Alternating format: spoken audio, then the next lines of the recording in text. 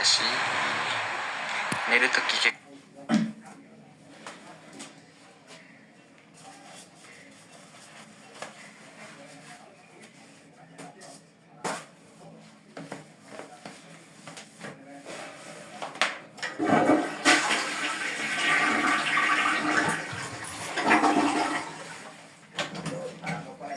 No, no puedo.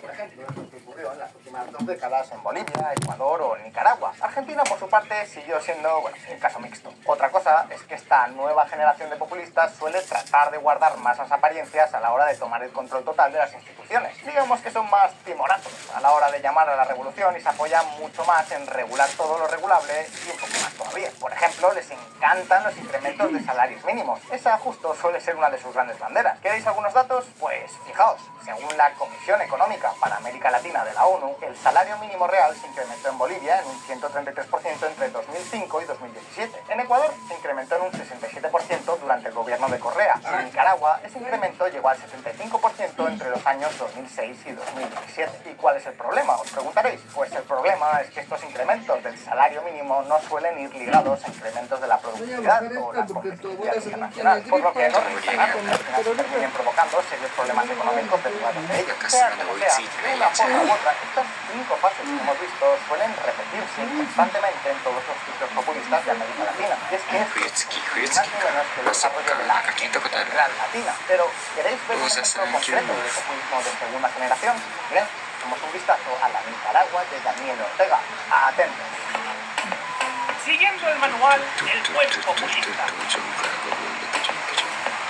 Amigos, amigas, la República de Nicaragua es el país más grande de Centroamérica. Se independizó de España en 1821 y con un PIB per cápita de poco más de $2.000, hoy ostenta el honor de ser uno de los países más pobres de toda América Latina. En términos nominales, hablamos de hecho del segundo país más pobre de la región. Pues bien, el caso de este país está controlado férreamente por el examen formado por Daniel Ortega como presidente y su esposa Rosario Murillo como vicepresidente. Este es un caso de libro de un ciclo populista que además ha terminado devorando el propio sistema democrático para dar lugar a una dictadura plena. Las manifestaciones aquí son reprimidas, los opositores políticos perseguidos, la policía actúa prácticamente sin límites y las elecciones, bueno, son una broma, por supuesto, de la economía ni hablemos. Pero la cuestión es cómo y cuándo pues veréis, tras una cruenta guerra civil, el propio Daniel Ortega fue presidente entre 1975 y 1990. Sin embargo, este año su partido, el Frente Sandinista de Liberación Nacional, perdió las elecciones. Entonces, entre 1990 y 2006, los gobiernos de Socorro, Alemán y los años, bueno, digamos que aparentemente hicieron los deberes. El país tuvo estabilidad. Las reservas internacionales se multiplicaron, la inflación se mantuvo estable y el contenido de gasto público hizo que la deuda externa se redujera. Sin embargo, hubo un momento porque lo que no se redujo fue ni la pobreza, ni tampoco la desigualdad, ni la corrupción. En el año 2006, Nicaragua era considerado uno de los 30 países más corruptos del mundo y el 48,3% de toda su población seguía sumida en la pobreza. Y eso no es todo. Para colmo, los precios de petróleo se dispararon, pasando de los $40 en el verano del 2004 a más de $30 y claro, con estas, pues no podemos meternos que en una encuesta de Gallup, que en ese mismo año, 2006, el 73% de los nicaragüenses pensaban que las cosas no iban por buen camino. Un sentimiento este que creó el caldo de cultivo perfecto para el regreso de Daniel Ortega. Y por supuesto, ganó la elección.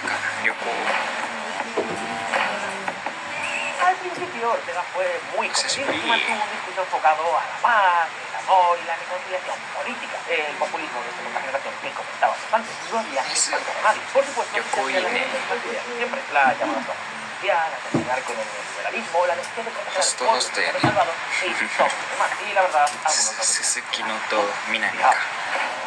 La grandiosa victoria sandinista de alegría a nuestro pueblo y a la vez llena de oprobio al gobierno terrorista y genocida de Estados Unidos. Fidel Castro, dictador de Cuba, 7 de noviembre del 2006. Pues bien, el caso es que dos cosas. Por un lado, sociales como el programa Hambre Cero, que contribuyeron a elevar aún más la popularidad del gobierno.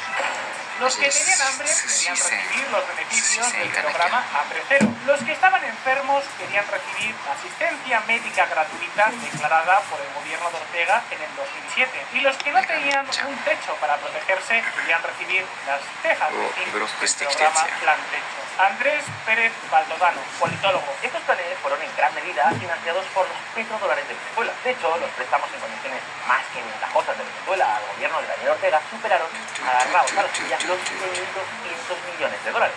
más de la mitad del PIB del país. Así que, por supuesto, en Nicaragua, con este dinero, pues todo empezó a girar en torno al gobierno. 気まずくなったの自分が原因って気 Además, づい la て otra ほし cosa い que Ortega fue empezar a purgar de las instituciones a todos los administras y reformar hasta un poco la propia constitución. Y como la economía estaba 自分 resultando のせいで生きにくくしてるって自覚を持った方がいいと la primera y la segunda fase que Juega chicha y cara. tampoco en este caso las cosas mejoran mucho, pero en De hecho, los últimos Garica. años la pobreza se redujo en casi 6 puntos y por supuesto eso hizo que muchos políticos y muchos medios de comunicación pues pintaran a Ortega como un ejemplo de estabilidad. Sin embargo, que los Lucio, últimos junto- hitos de también está Nicaragua, Naima en la- fueron cosas como mejorar la competitividad nacional, alentar la inversión extranjera, impulsar la modernización productiva o garantizar la seguridad jurídica. Esas cosas pues eran lo de menos. Y la pregunta es, ¿sabéis qué fue lo que ocurrió? Pues que cuando en 2017 el dinero venezolano desapareció, la economía comenzó a venir abajo. La fase 3 de la que hablábamos antes. ¿Queréis una prueba? ちょっとだけ切っちゃうのは Amigos, amigas, en los siguientes 3 años más de 100.000 nicaragüenses se lanzaron un enorme éxodo hacia los Estados Unidos. Y la pregunta es, ¿y qué ocurrió cuando las cosas empezaron a torcerse? Pues en este caso, cuando empezó a desplomarse la popularidad del presidente, Ortega dio un plumazo. そんなに長いわけでもないけどさ De hecho, la represión se convirtió en el nuevo estándar político del país. Así que, ya lo veis, otro ejemplo de cómo el mal latino se ha tragado a otro país más en la región. Pero, ya, っていうかセンちゃんダーツ上手なの América Latina conseguirá superar esta enfermedad y 足ちぎれるまで投げるみたいなやつから ¿Cómo crees que puede マイダーツ持ってるのはもううまいやつ ¿Cuál crees que serán los próximos países en caer en esta tentación? Déjanos en los comentarios tus impresiones y ahora un debate. Ahora, si te gusta nuestro interesante, no olvides darle a like. Datos para ganar Y muy importante, echarle un vistazo a Micro. Es un proyecto súper interesante. Un saludo y hasta la próxima.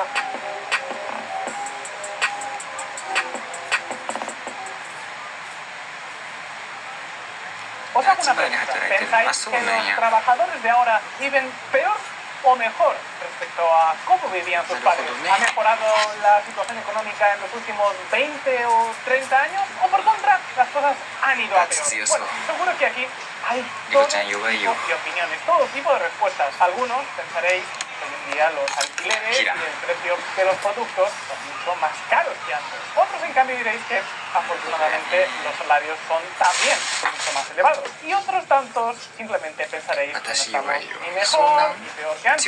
No, que simplemente las cosas son diferentes. Evidentemente las cosas han mejorado. Pero lo cierto es que esta pregunta en la calle siempre genera dudas, muchas dudas. Pero amigos, amigas, estamos en Visual Economic y existe un indicador económico que más o menos nos sirve para estimar cómo ha evolucionado el poder adquisitivo de los ciudadanos con el paso del tiempo. Este indicador es el PIB a precios constantes, algo así como el PIB normal, pero corregido por los cambios de precios con el paso del tiempo. Es decir, nos viene a decir cómo ha evolucionado la producción con independencia de las variaciones de precio. Y la pregunta es, ¿qué dice ese indicador? Según las estadísticas, ¿se vive mejor o peor que antes? Pues bien, fijaos, como veis en esta gráfica, en la mayoría de grandes países de la OCDE, incluido países latinoamericanos como Chile o México, la economía es cerca de un 20% más próspera, más abundante hoy de lo que era hace 20 años. Sin embargo, en esta gráfica tan aparentemente positiva, hay una oveja negra que está yendo mal en peor. Un país que en los últimos años no ha hecho más que perder actividad económica y que incluso se ha convertido en un gran obstáculo, un gran inconveniente para la integridad del proyecto de integración europea. Por supuesto, estamos hablando de Italia.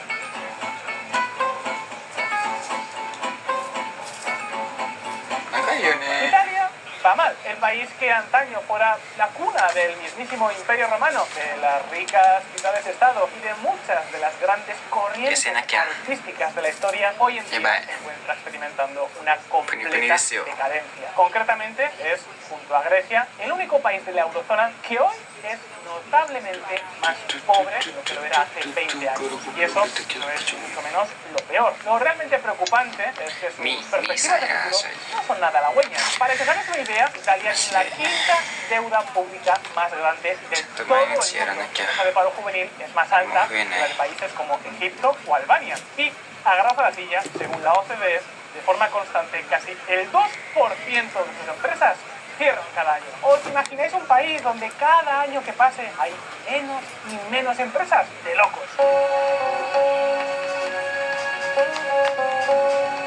Sin embargo, なんか no さ siempre fue así. Hacia los años 親指 80, のね Italia era el país ネイル de が la 取れた moda, か de la ら música, del teatro. Italia no めっちゃ solo 文 no 字 era 打ちづ pobre, らい sino que era el mismo Fua. reflejo de la jet set mundial. Yumeo Pero, misete ¿qué maesri. demonios pasó para que la República Yumeo Italiana misete entrara en maesri. semejante espiral de decadencia? ¿Por qué los italianos son cada vez más y más pobres? ¿Existe acaso alguna solución para el país de la antigua Roma? Pues en este vídeo hablaremos de ello. Os explicaremos las claves de la economía italiana, de qué la ha llevado al fracaso. Y por supuesto, hablaremos de los retos que viene por delante Fratelli d'Italia, el partido que ha ganado las últimas elecciones, y de si las propuestas que ha hecho conseguirán hacer despegar de nuevo al país. 配信も売り上げってすごいよな。 全国どこでも遠隔できる。遠隔ってことか。ホストにも遠隔システム。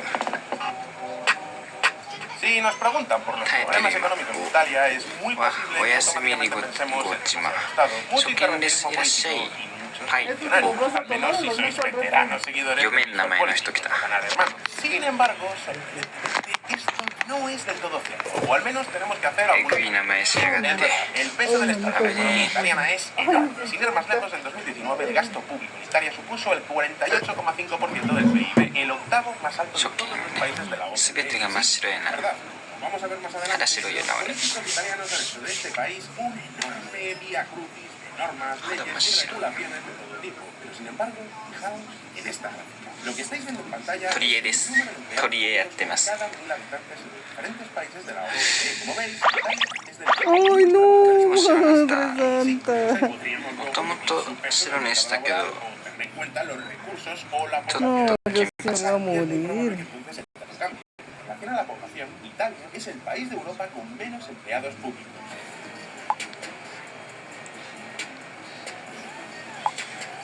めっちゃふわふわ La や。 razón principal por la que aparentemente Italia tiene tan pocos empleados públicos es que entre los años 90 y 2000 los políticos de turno tuvieron que recortar ホストクラブだったら安いんだろうけど